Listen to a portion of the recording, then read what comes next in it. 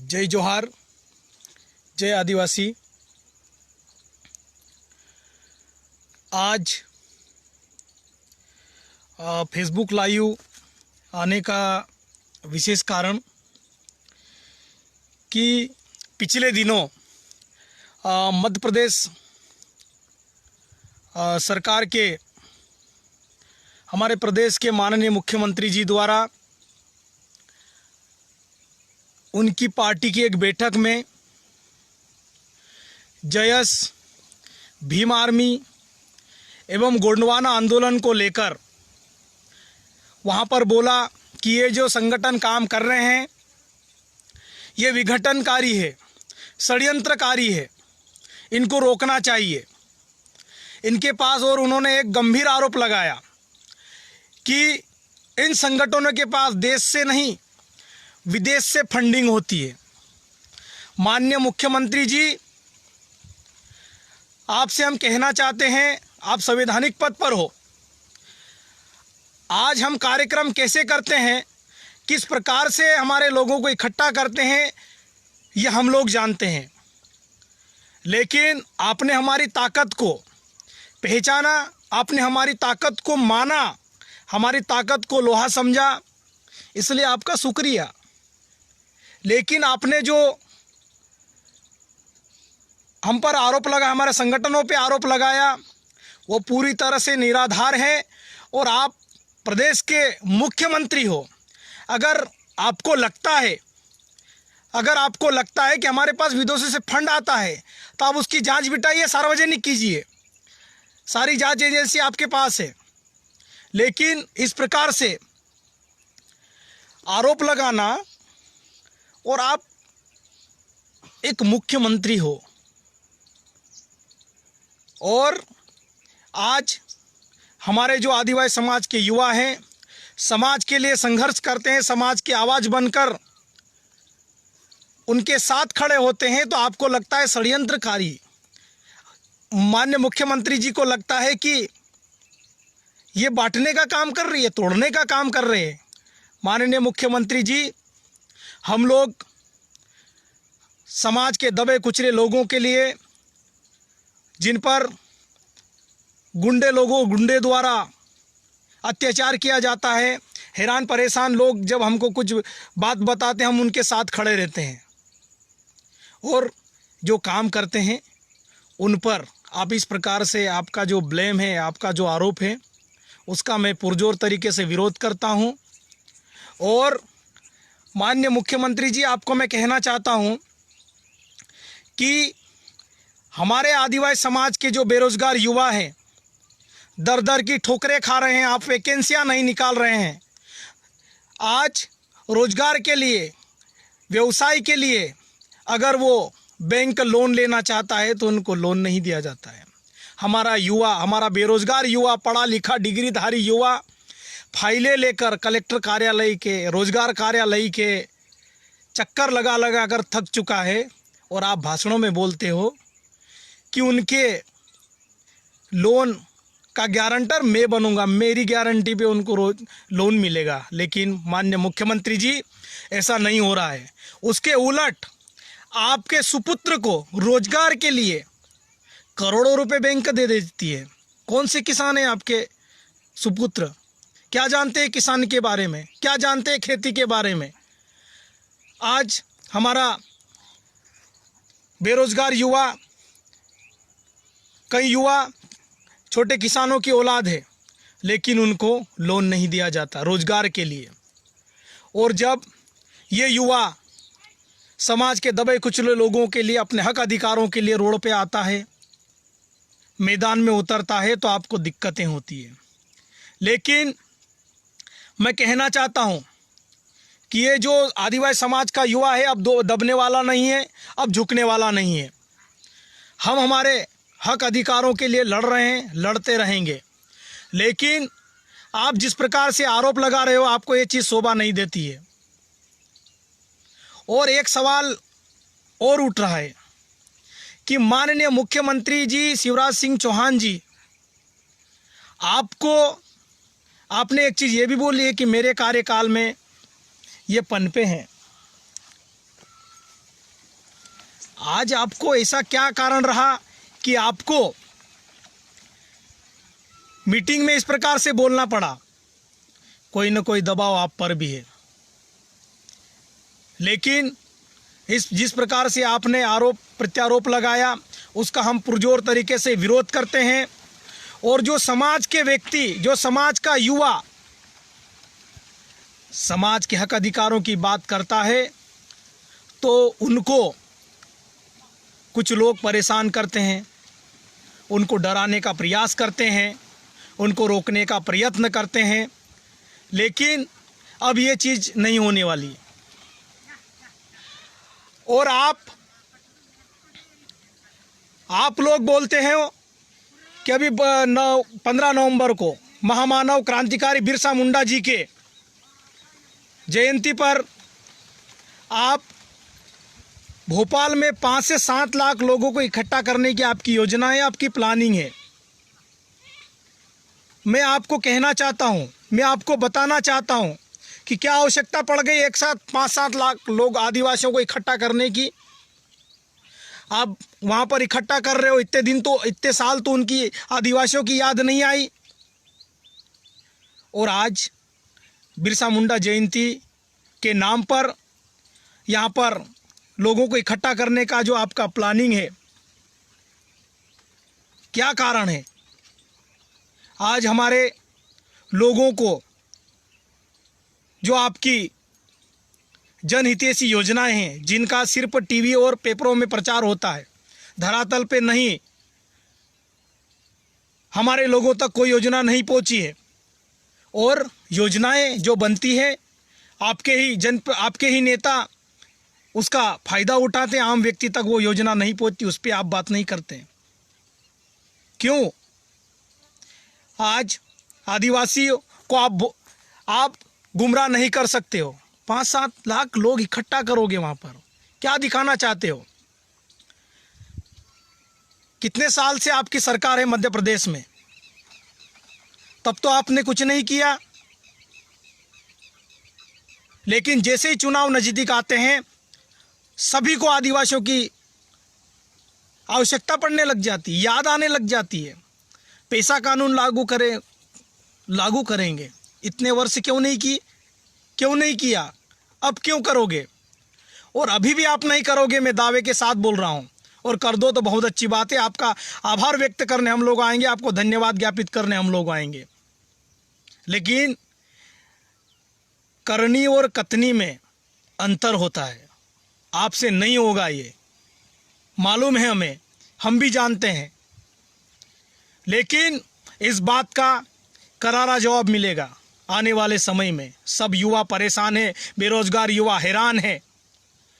रोजगार मांगने जाते हैं तो लाठियां उन पर बरसाई जाती है। व्यवसाय खोलने की बात करते हो, रोजगार मेले लगाते हो, रोजगार कहाँ मिल रहा हमारे युवा साथियों को? बैंक आती है 2-4, सिर्फ वहां पर फोटो सेशन होता है, कागज ले लेते हैं, फाइलें बन जाती है और रद्दी में जाती है। कौन से हमारे बेरोजगार युवाओं को आपने नौकरी की? और खासकर आदिवासी युवाओं को नौकरी की जब बात आती है, बैंक लोन की बात आती है, कोई भी उस पर बात नहीं करता। आज पूरे प्रदेश के अनेक ऐसे मामले हैं जहां पर आदिवासी संबंधित जो मामले होते हैं वहां आपकी चुप्पी रहती है। कई मामले ऐसे हैं और आप 5-7 लाख लोगों को इकट्ठा करोगे। अरे माननीय मुख्यमंत्री जी, अगर आप आदिवासियों के इतने हितैषी हैं तो आदिवासियों पर घटनाएं रोक दीजिए। हमारे आदिवासियों के जो पलायन हो रहे हैं उनको रोक दीजिए। लेकिन आप ये करोगे नहीं। और सभी युवा साथी ध्यान रखें वक्त का, क्योंकि वक्त अब हमारा आने वाला है। कुछ भी बोलोगे हम सहन कर लेंगे, ऐसा नहीं है।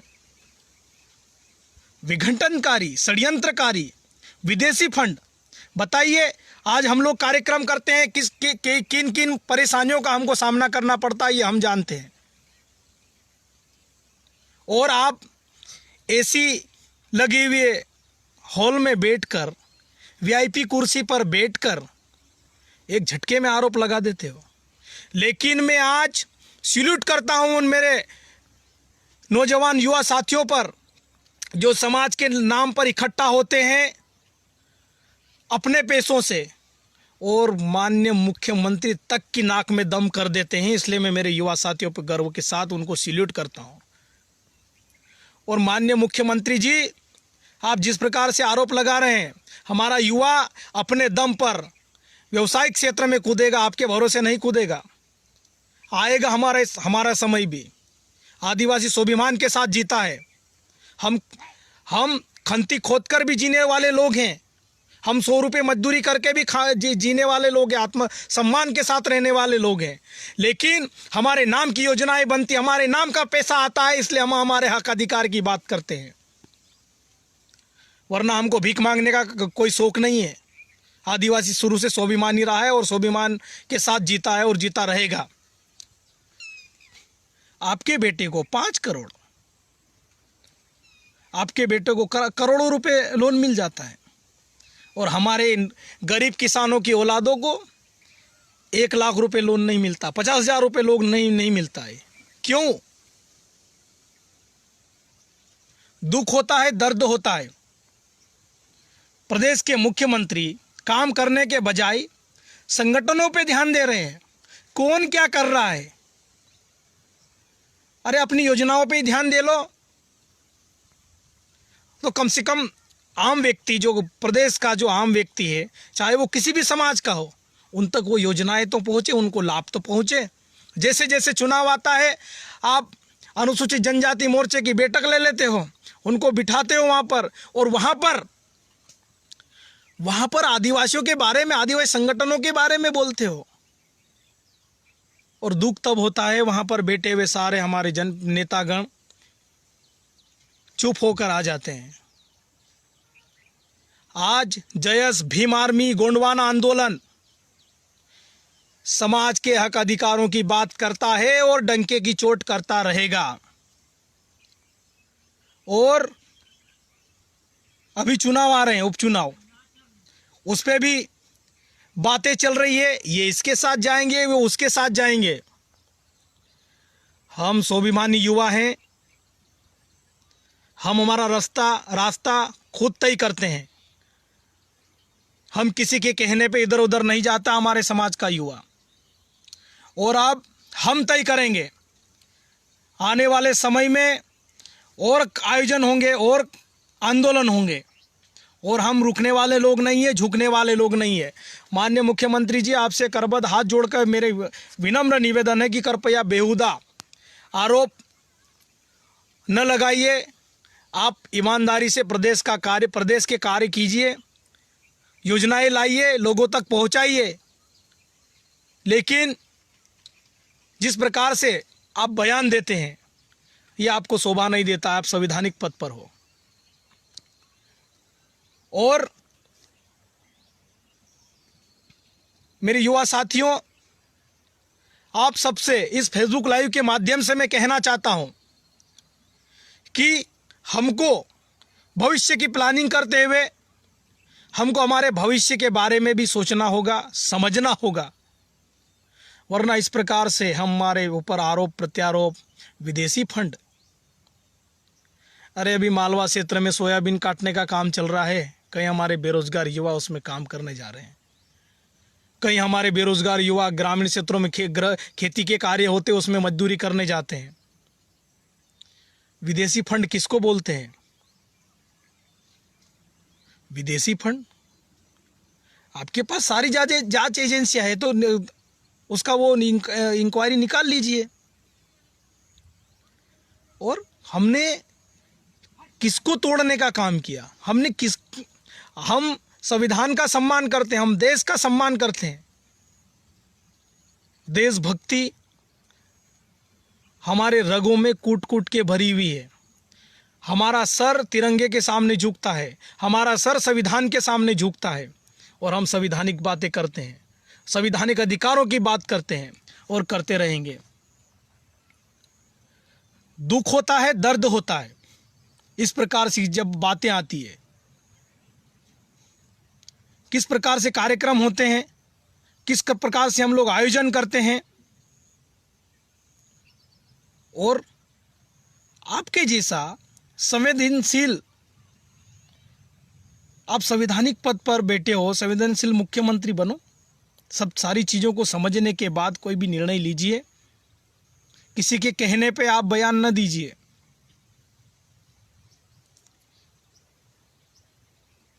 हमको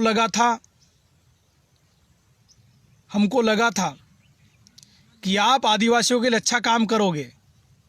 कितने सालों बाद आपने पैसा एक्ट की बात की, कितने सालों बाद आपने पैसा एक्ट आपके जबान पे आया। अब देखिए सारी चीज़ आपकी जबान पे आने लग जाएगी। ये आदिवासी समाज का युवा पढ़ा लिखा है, समझदार है, हर चीज़ जानता है, हर चीज़ को समझने लगा है।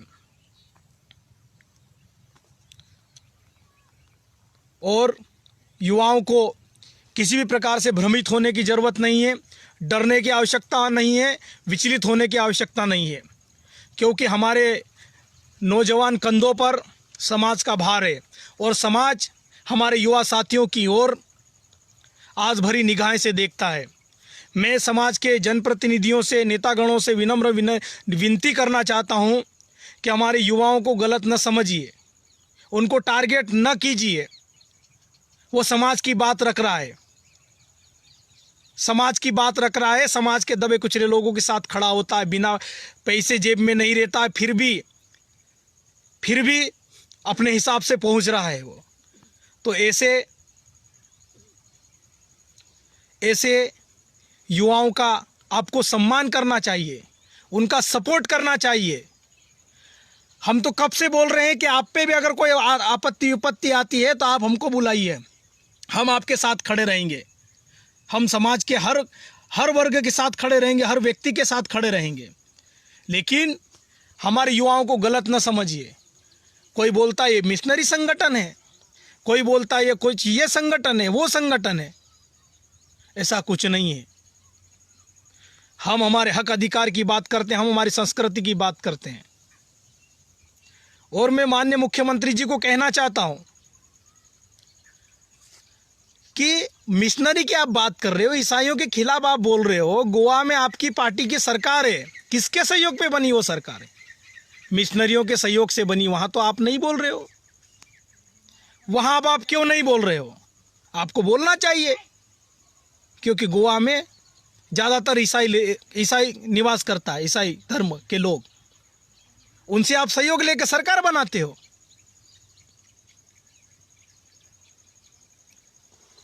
ईसाइयों से सहयोग लेके आप सरकार बनाते हो और आरोप हम पे लगाते हो, मिशनरी का काम कर रहे हैं।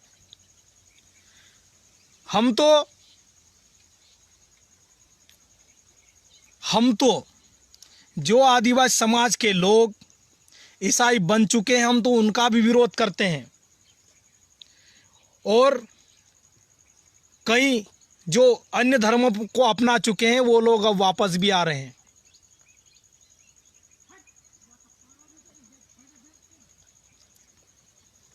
आज इन चीज़ों को आपको आपका जहाँ फायदा होता है, राजनीतिक लाभ लेना होता है, वहाँ वो आप उनका साथ सहयोग लेते हो और आरोप हम पे लगाते हो, मिशनरी है, ये है, वो है। हम कोई मिशनरी नहीं है। हम हमारे समाज की बात करते हैं और करते रहेंगे। हमको तुम्हारे सजेशन की भी आवश्यकता नहीं है। समाज में बुद्धिजीवी लोग हैं हमारे पास, राय देते हैं हमको। और हर चीज़ में हमारा युवा अब समझने लगा है। कल ट्विटर चलाया था, ट्विटर पे ट्रेंड चलाया था, टॉप में रहा, आपके खिलाफ ट्रेंड चला था।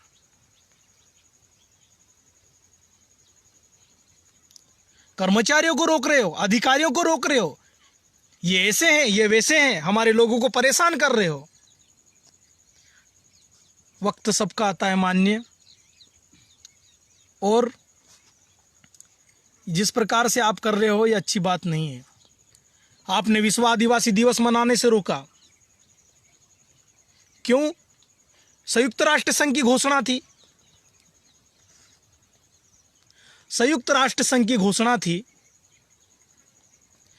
और माननीय मुख्यमंत्री जी आप ही धार आकर बोले थे हर साल छुट्टी होगी, आपको हमने तीर कमान भेंट की है, आप हमारे साथ नाचे विश्व आदिवासी दिवस। फिर वीडियो है और आपके नेता बोल रहे हैं कि ये विदेशियों का कार्यक्रम है। शर्म आती है आपकी इस सोच पे। और अभी बिरसा मुंडा जी की जयंती पर जनजाति गौरव दिवस मनाया जा रहा है। अच्छी बात है, आदिवासी वीर पुरुष के जयंती पर विशेष कार्यक्रम होगा और होना भी चाहिए, लेकिन विश्व आदिवासी दिवस का विरोध क्यों? दो तरफा बात नहीं चलेगी, दो तरफा बात नहीं चलेगी।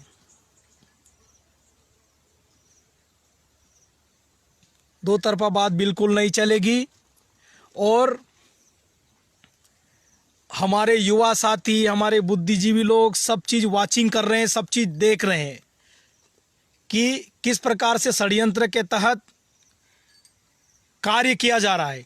इसका जवाब जोरदार दिया जाएगा और सवाल पूछेंगे हम, सवाल जवाब भी करेंगे हम लोग। कोई भी चीज़ बोलने से पहले अब हम आपको सोचने पे मजबूर कर देंगे। मुझे बहुत गर्व हुआ उस समय जब आपके मुंह से ये बात निकली होगी कि जयस ताकतवर संगठन हो गया है, आदिवासी समाज संगठन ताकतवर हो गए हैं, गोंडवाना आंदोलन ताकतवर होता जा रहा है। बड़ी खुशी हुई।